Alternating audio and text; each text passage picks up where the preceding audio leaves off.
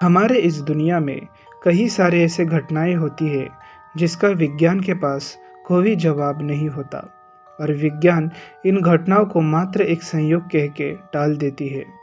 लेकिन कुछ संयोग ऐसे भी होते हैं जो विज्ञान को भी सोचने पर मजबूर कर देती है। फिर चाहे वो मिस्र की पिरामिड हो या पुरातन भारत का कोई आर्किटेक्चर या फिर कोई पैरानॉर्मल या एक्स्ट्रा टेरिस्ट्रियल घटनाएं। तो आज हम ऐसे ही एक घटना के बारे में बात करेंगे जिसे सुनकर आपके भी होश उड़ जाएंगे। तो नमस्कार, मैं हूँ आपका प्रशांत और आप देख रहे हो द इल्यूजन इंडिया शो।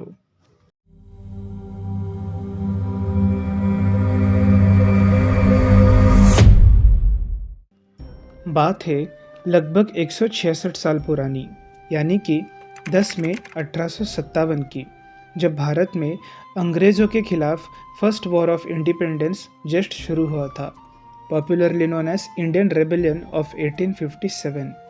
यह रिवॉल्ट इतना भयानक था कि अगर विकिपीडिया और अन्य सोर्स की माने तो इसमें लगभग 6000 अंग्रेज़ों की और लगभग 8 लाख भारतीयों की मौत हुई थी, क्योंकि यह रिवॉल्ट कुछ दिनों तक नहीं बल्कि पूरे 1.5 साल तक चल रहा था।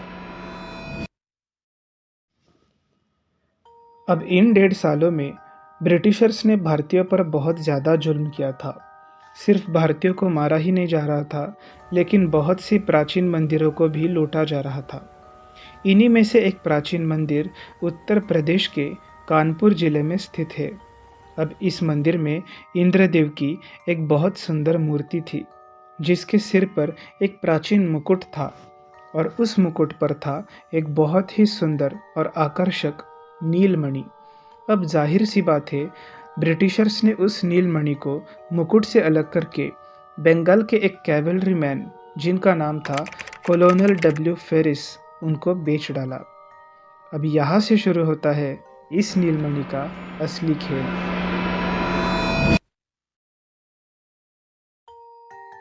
कॉलोनल डब्ल्यू फेरिस अब इस मणि को लेकर अपने देश इंग्लैंड लौट जाते हैं। इंग्लैंड लौटते ही कुछ ही महीनों में फेरिस की हालत बहुत ही बिगड़ गई और उसकी आर्थिक परिस्थिति भी बहुत ही ज़्यादा खराब होने लगी। बात तो तब बिगड़ गई जब फेरिस के परिवार के सभी सदस्य बीमार होने लगे। अब फेरिस को भी कहीं ना कहीं ये लगने लगा कि जब से ये प्राचीन मणि घर में लाया गया है, तभी से उनके साथ कुछ भी सही नहीं हो रहा। तो फेरिस इस मणि को अपने ही एक करीबी दोस्त, जिसे मणियों में बहुत रुचि थी, उसे गिफ्ट कर दी। भगवान फेरिस जैसा दोस्त किसी को ना दे। खैर, फेरिस के पैरों तले जमीन तो तब खिसक गई जब उसे ये पता चला कि उसका वो दोस्त जिसको उसने नीलमणि गिफ्ट की थी, वो अब इस दुनिया में नहीं रहा। मणि मिलने के कुछ ही दिनों बाद उसने खुद की जान ले ली। कारण किसी को नहीं पता। अब तक तो फेरिस को भी अंदाज़ा हो गया था कि ये नीलमणि कोई साधारण मणि नहीं है। उसने अब इस राज को अपने घर वालों को और गांव वालों को भी बता दिया, जिसके बाद इस मणि की चर्चा आग की तरह फैलने लग गई और यह खबर फैलते फैलते एक ऐसे व्यक्ति के पास पहुंच गई जो इस मणि को खरीदने के लिए तैयार हो गया। अब यह व्यक्ति कोई साधारण व्यक्ति नहीं था, बल्कि 1890 के दशक का सबसे नामी साइंटिस्ट और स्कॉलर एडवर्ड हेरन एलन थे, जिसकी तस्वीर अब आप स्क्रीन पर देख रहे हो। अब स्क्रीन पे इस साइंटिस्ट के अचीवमेंट्स को देखकर आप समझ जाना कि ये व्यक्ति उस ज़माने में कितना रेप्यूटेड इंसान रहा होगा। अब एडवर्ड ने इस मणि को इसलिए खरीदा था ताकि वो दुनिया को ये बता सके कि ये श्राप बस एक अंधविश्वास है और इन सब चीज़ों पर हमें विश्वास नहीं रखना चाहिए। लेकिन आगे चल के एडवर्ड के साथ कुछ ऐसे घटनाएं होती है जिसे एडवर्ड की ज़िंदगी पूरी तरह से बदल जाती है। 1890 में इस नीलमणि को खरीदने के बाद से ही एडवर्ड के ज़िंदगी में काफ़ी सारी परेशानियां आने लगी, लेकिन साइंटिस्ट होने के वजह से उन्होंने ये सोचा कि ये मात्र एक संयोग है और इन परेशानियों का इस मणि से कोई लेना देना नहीं है। एडवर्ड ने भी अपने इन परेशानियों को किसी के सामने दिखाया नहीं ताकि लोगों को ये ना लगे कि ये सब नील मणि के वजह से हो रहा है। लेकिन कुछ ही सालों में एडवर्ड की ज़िंदगी में कुछ ऐसा हुआ जिसे वो लोगों से छुपा नहीं पाया। 1902 में एडवर्ड की पत्नी मरियाना की मृत्यु हो जाती है।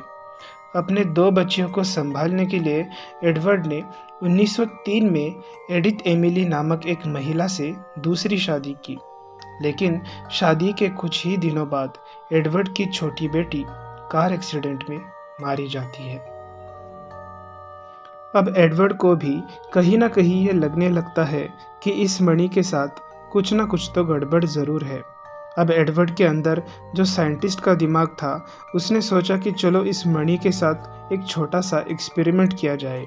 क्यों ना इस मणि को कुछ दिनों के लिए किसी और के घर रखा जाए और देखा जाए कि क्या इससे कोई फ़र्क पड़ता है।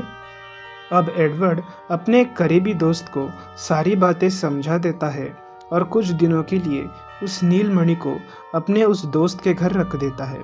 सरप्राइजिंगली एडवर्ड की जो भी परेशानियां थी वो अब धीरे धीरे सुधरने लगी, लेकिन उसके दोस्त के घर में बर्बादी शुरू हो चुकी थी। जैसे ही ये बात एडवर्ड को पता चला, एडवर्ड ने उस मणि को एक तालाब में फेंक दिया, ये सोचकर कि अब इस मणि से छुटकारा मिल गया। लेकिन क्योंकि वो मणि काफ़ी पॉपुलर हो गया था उस शहर में, तो कुछ लोग जिनको ये मणि मिली थी, उन्होंने उस मणि को पहचान कर उसे वापस एडवर्ड को सौंप दिया।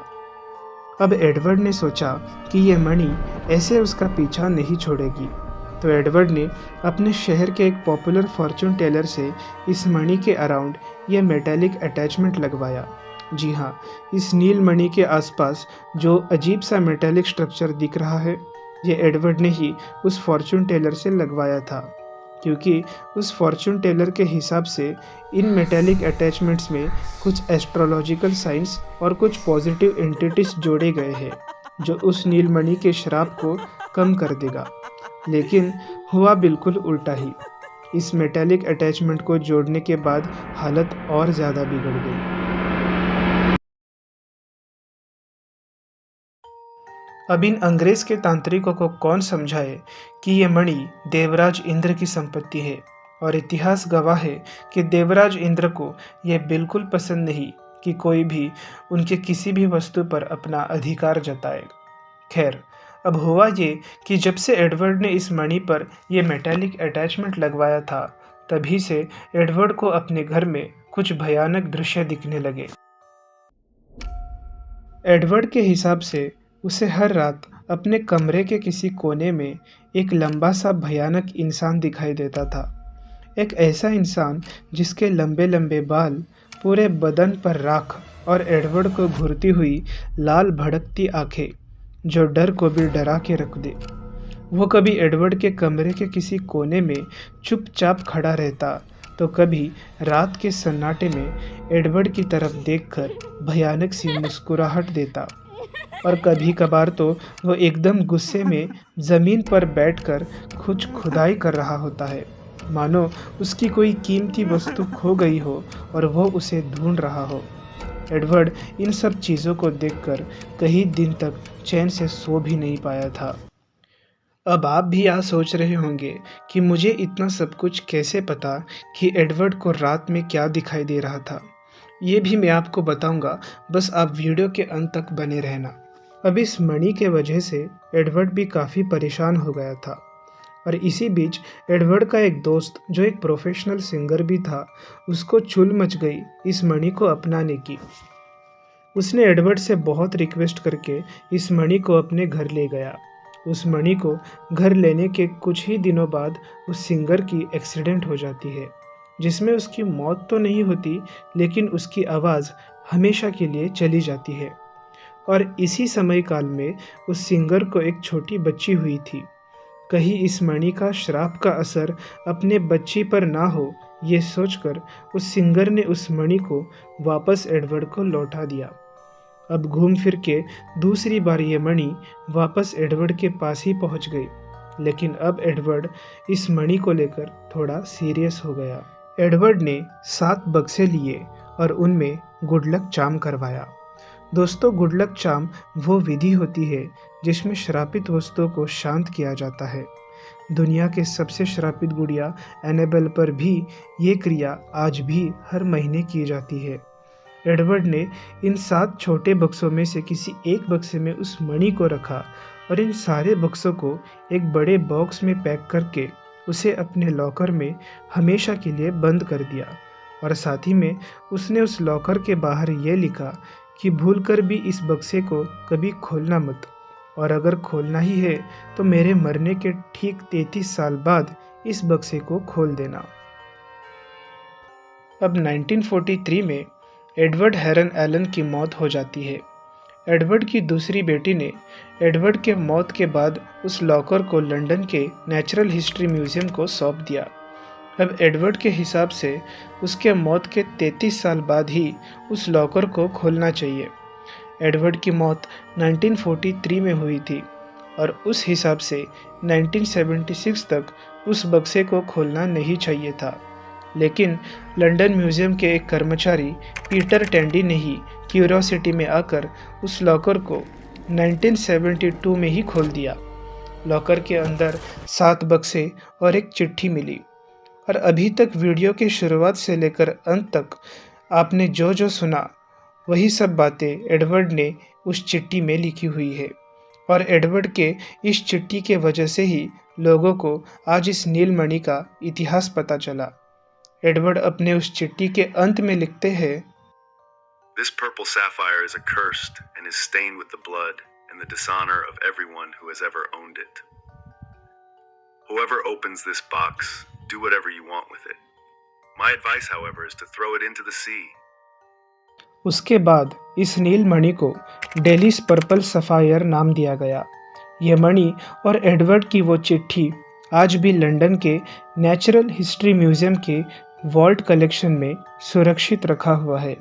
आज भी अगर आप कभी लंदन जाओगे तो उस मणि को और उस चिट्ठी को पढ़ना बिल्कुल मत भूलना। इस वीडियो के अंत में बहुत से सवाल दिमाग में आते हैं, जैसे कि एडवर्ड ने खुद कभी इस मणि को समुंदर में क्यों नहीं फेंका, और उत्तर प्रदेश के कौन से मंदिर में से इस मणि को चुराया गया था। क्योंकि एडवर्ड के चिट्ठी के हिसाब से तो बस इतना पता चला कि यह मंदिर कानपुर ज़िले में स्थित है। जब मैंने थोड़ा रिसर्च किया तो पता चला कि कानपुर ज़िले में कई ऐसे प्राचीन मंदिर हैं जिसे लूटा गया था, और इनमें से कई सारे मंदिरों में इंद्र भगवान की छोटी छोटी मूर्तियां भी थी। अब हो सकता है यह नीलमणि इन्हीं किसी मंदिर में से चुराया गया होगा। अब इस ट्विटर के पोस्ट के अनुसार यह एक इंद्रदेव की मूर्ति है जिसके सिर पर भी वैसे ही नीलमणि लगी हुई है। अब हो सकता है डेली पर्पल सफ़ायर वाली नीलमणि भी ऐसे ही किसी मूर्ति में से निकाली गई होगी। अब वो मूर्ति कौन सी है, कहाँ है और किस हालत में है, ये राज हमेशा राज ही बन के रह जाएगा। तो ये थी डेलिस पर्पल सफ़ायर की कहानी। अगर आप चाहते हो कि मैं आपके किसी फेवरेट मिस्टीरियस या हिस्टोरिकल टॉपिक पर वीडियो बनाऊं, तो आप मेरे इंस्टाग्राम अकाउंट पर डीएम कर सकते हो, जिसका लिंक मैंने डिस्क्रिप्शन पर दिया हुआ है। और हाँ, सनातन धर्म के विषय पर डेली अमेजिंग पोस्ट के लिए हमारा दूसरा इंस्टा अकाउंट हिंदू सीक्रेट्स को भी फॉलो करना ना भूलें। मिलते हैं अगली बार इससे भी ज़्यादा इंटरेस्टिंग टॉपिक्स के साथ। तब तक जय हिंद।